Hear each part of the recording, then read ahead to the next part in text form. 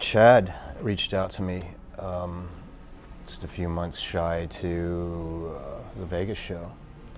So that gave me a nice window of time to like sit down and really learn everything, you know, all the parts and Vinny's isms, you know what I mean? It's a challenge, big challenge.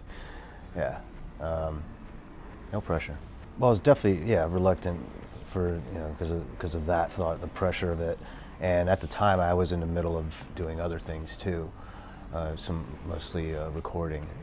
Wasn't sure how my time frame was going to work out with that, so there was that.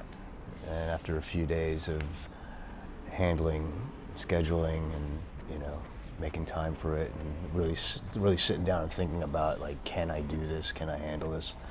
Once I got past all that, then I, you know, made the call back to Chad and say, I'm in, man.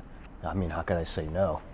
How can you say no to that? You know, you can imagine it was, you know, pretty emotional for everybody on the Vegas show, and a lot of pressure on me, on the guys, you know. Just wanted to make sure that I got all the parts down and gel with the guys. You know, that took a minute. Yeah, I mean, the first few shows, we're starting to just feel ourselves out, like, you know, chemically and musically. It took a few shows, but I think now we got it. It took me a minute to, you know, really get the muscle memory down for some of these songs. The challenge was, you know, obviously to get Vinny's parts down. He leads with his left a lot, I've noticed.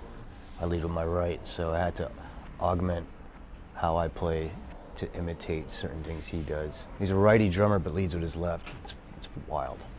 So that took a minute to marry his style and my style together so I could make it work and not have to think too hard and just keep it instinctual. You know, that was the goal. Well, I mean, I'm not doing the meet and greets out of respect to the fans and to the band and to Vinny. You know, this is his house, it's not mine. And I don't feel it's right for me to do something like that, you know. It's about him. It's a celebration of life, celebration of Vinny.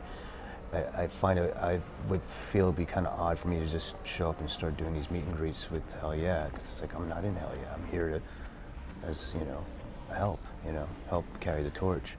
And I just wanted to be respectful, you know, in that way. There's a lot of talk like, oh, you're, you know, some big shoes to fill. It's like, there's no shoes to fill. Those are his shoes, you know. Those are always going to be his shoes. I'm just here borrowing a hat and helping out, you know. That's all I'm doing. There's no replacing Vinny. No one will ever replace Vinny. There's no one like Vinny, you know. I was pretty surprised at the reaction of their fans, and like it was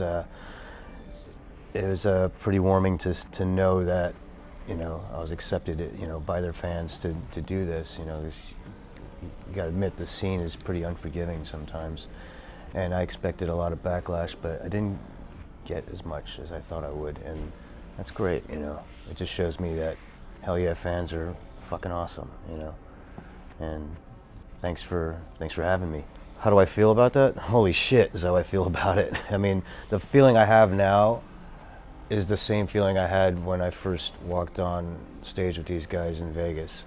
But in between that, I haven't really felt that. I mean, I feel it. I get more that, oh my God, holy shit kind of moment feeling when I'm alone and not doing any of this. Like, I'll take a step back and be like, I can't believe this is happening.